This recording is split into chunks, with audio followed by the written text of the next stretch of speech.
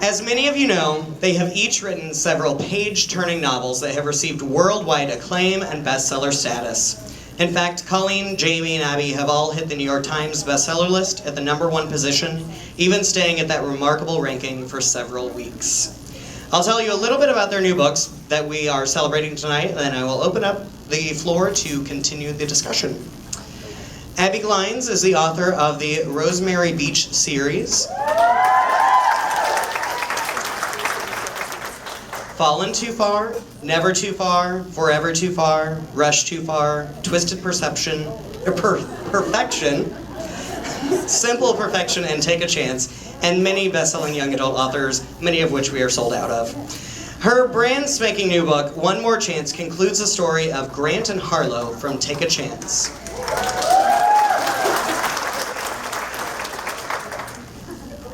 Colleen Hoover is the author of Slammed, Point of Retreat, This Girl, Hopeless, Losing Hope. Man, yeah, that's a favorite. Maybe Someday, and most recently, Ugly Love.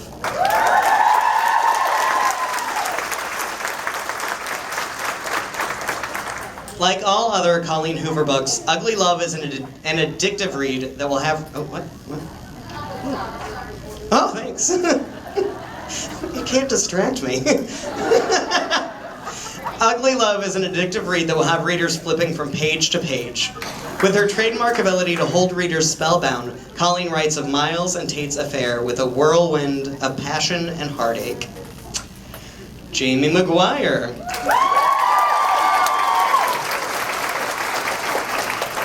is the author of Beautiful Disaster, Walking Disaster,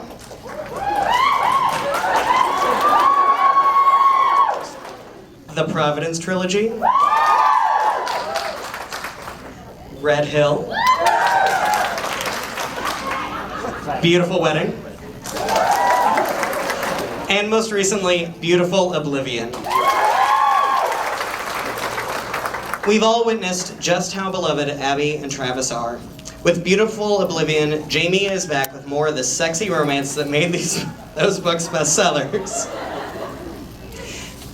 I don't have anything.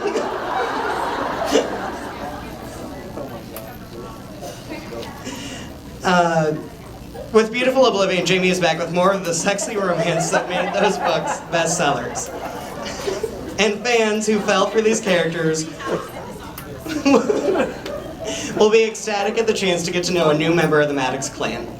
Alright, so with those small teasers for the book, now we will get started and I will stop talking. Thank you. What's your name? Shane, you're a cutie. Thank y'all so much for coming.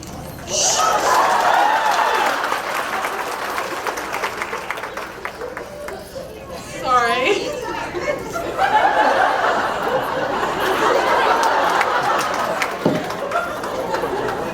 Can y'all tell it's our last night?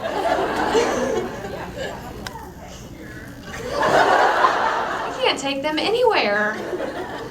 Thank you so much. This is a great crowd. We see lots of familiar faces. I've got one from way back in my childhood back there, Amy. There's Kara. Hi, Kara. You're sitting right in front of Amy. That's so weird. Yeah, it's been a long trip, but man, it's been so much fun meeting everyone, and I don't know what else to say. She meant to say it's also been so much fun being on the bus with Abbi and I. Are any of you guys coming to PinCon this weekend? Wow. All right. Me and Abbi will see you there.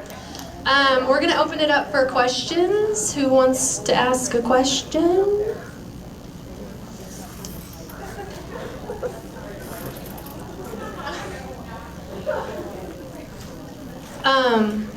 Ariel. This weekend, I'll have all my books there, right? I hope. Books, yeah, I know, right? Books A Million should have all my books there. So,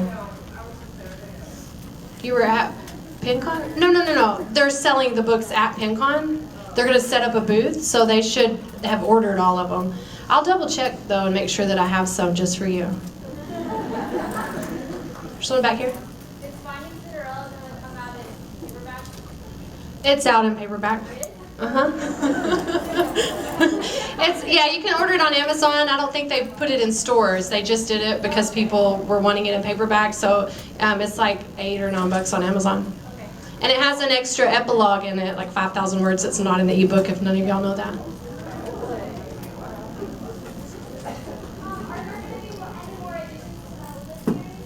I think I may be done with the Hopeless series, but I never say never, so we'll see.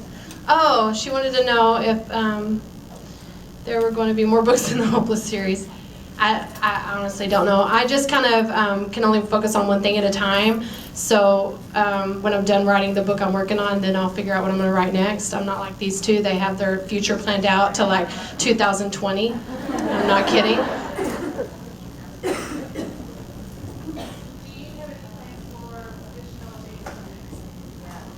This is not the Colleen show.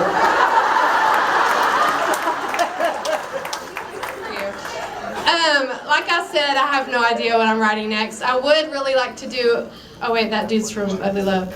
I was gonna say I would like to do a Corbin book, but we'll see. I don't know. Okay, she's for you.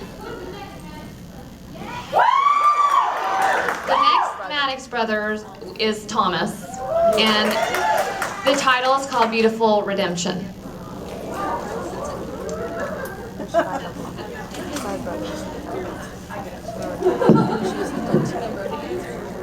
Yeah.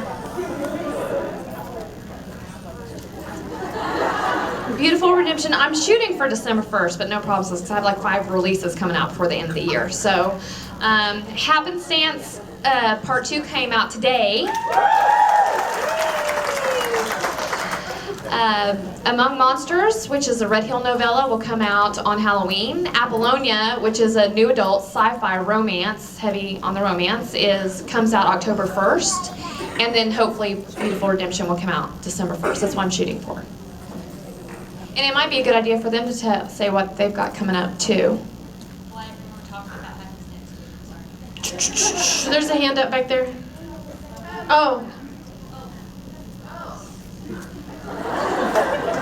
I have a novel called Confess, and it's coming out in February. And something neat about that one, I hired Owen is the guy in the book, and he's an artist, and I commissioned some paintings to be painted for the scenes in the book that he paints. So you'll actually see the paintings in the ebook. And they're real paintings. I got them the other day. They're at my house, and they're huge, and they're going to go on my walls. It's really cool. I might give one of them away. Mine's a long list. Abby's got something coming out pretty much every month for the rest of y'all's lives. I'm gonna get this one back here. You plan on writing a book for Nan? That was what we thought would be the first question, or the first city that did not ask that first. Yes. Last book in the series. Maybe the last 2, we don't know that yet. Do y'all ask that because you want a Nan book? No? But if she put one out, you would read it though, right? You just don't want one. Y'all are weird.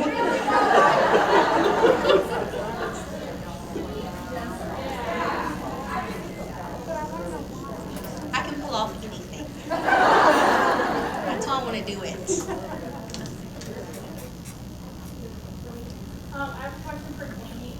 Are all of the Beautiful Disaster books in the Maddox Brothers, are they going to follow the timeline of Beautiful Disaster like Beautiful Oblivion did? I don't think so. I don't know, to be honest. I kind of just wing the Beautiful Disaster series. I plan for Thomas's book to start a year after, like a full year after Beautiful Oblivion ends. So, So I guess that would make sense. yeah.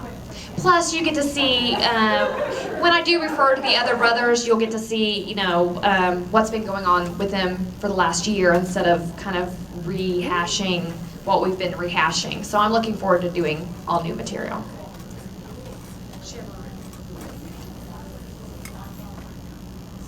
I saw signed with Warner Brothers. She's asked about the movie. I signed with Warner Brothers quite a while ago for the option. They bought the option for 18 months. That came up in May, and now we're shopping around to other studios, which I'm super happy about because I read the script and I know that you guys would be PO'd.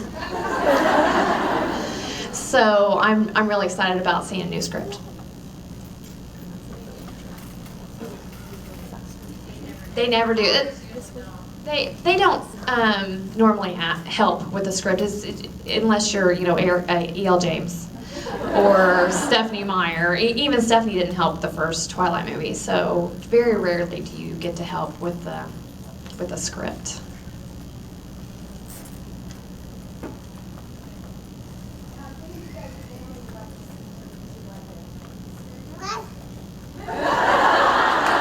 That is my question. Yes. Both Seabreeze or Rosemary Beach. Either one, I don't care. I just want one. I don't want movies. I want TV series for both, or either, or whatever.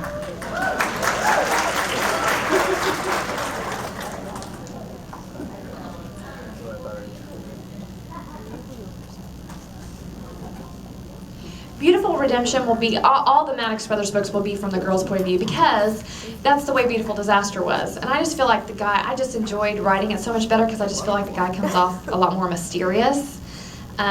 Even though Walking Disaster had its merits, I just prefer writing contemporary romance from the girl's point of view. So Beautiful Redemption will be from the character Lise, her point of view.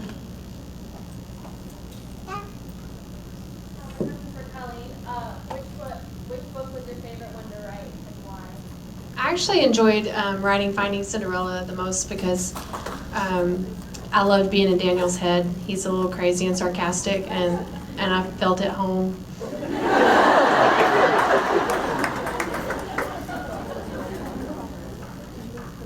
Anyone else?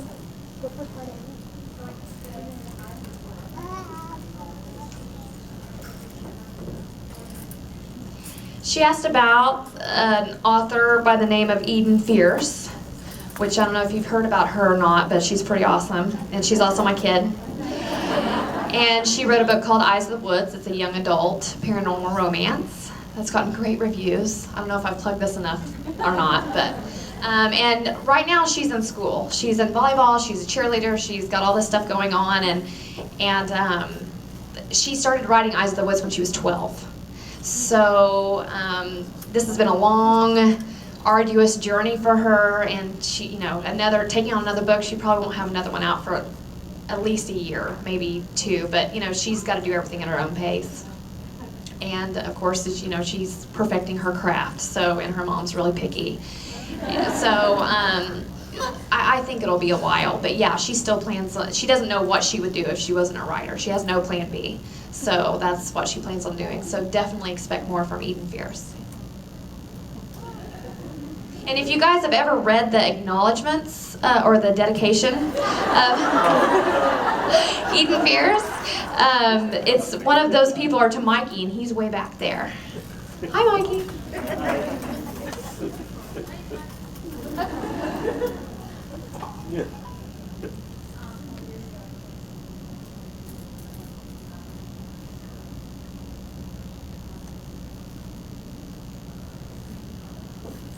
I have not started it yet, and the question is about Providence. Am I going to write anything else on that? And I've considered writing novellas for Bex and Eden or for Claire and Ryan, which I fully intend to do, but just not yet. I've got so many things in the queue that I just got to get to it.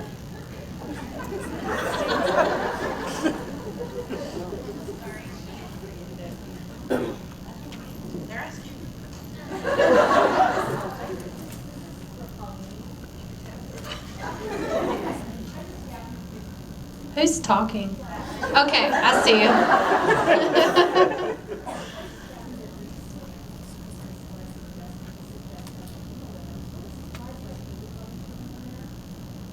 Is it your car in the parking lot that has the sticker? There we go. Oh, wow.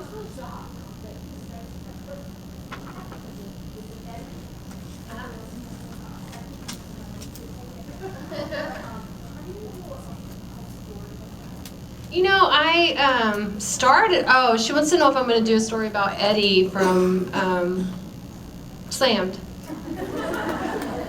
You know what? Cleve, what is the book called, the anthology that I wrote a story in? The Kiss. There is The a Kiss. short story. It's called The Kiss, and it's an anthology. What's by C.A. Newsom, I think. Yep. And I have a short story in there about Eddie. I forgot I wrote that. But I don't know that I will write a full book. But like I said, I never say never. I just kind of, wait till I'm finished with one and then see what's going on in my head for the next one. But I would really like to do one over one of the kids, Keller Calder. I think that'd be fun.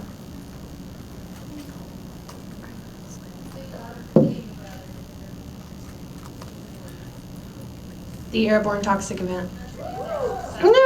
No. Actually, Ugly Love was inspired by a song called The Fifth Day by the Airborne Toxic Event. And the girl's name is Tate, which is the acronym for the Airborne Toxic Event. And Miles's middle name is Mikhail, which is the singer for the Airborne Toxic Event. I'm a little obsessed.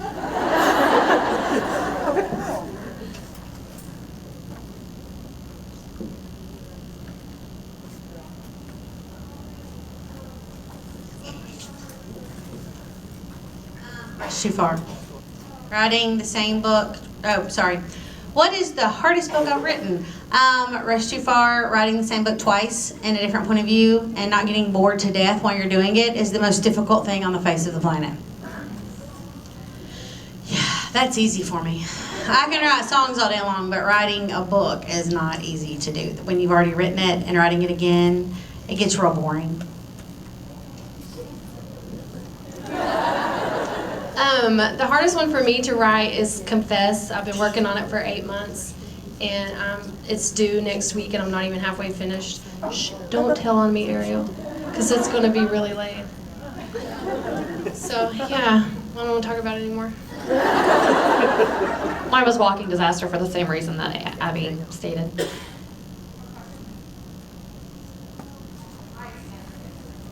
Mine's for Abby. Are you going to continue Rush and Blair's love story? Rush and Blair show up a lot in the next few books. They were in One More Chance quite a bit.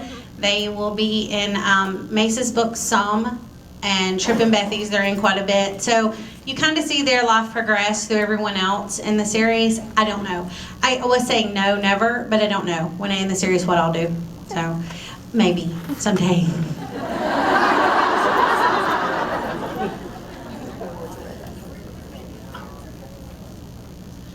That's a good one. Abby and Jamie will steal the little flappy notes from y'all's books and from a name they like, and they save them at every signing. And so I think they get most of their names from readers. I have no idea. I don't know. Oh, there's... Yeah, the Airborne Toxic Event. There's... Do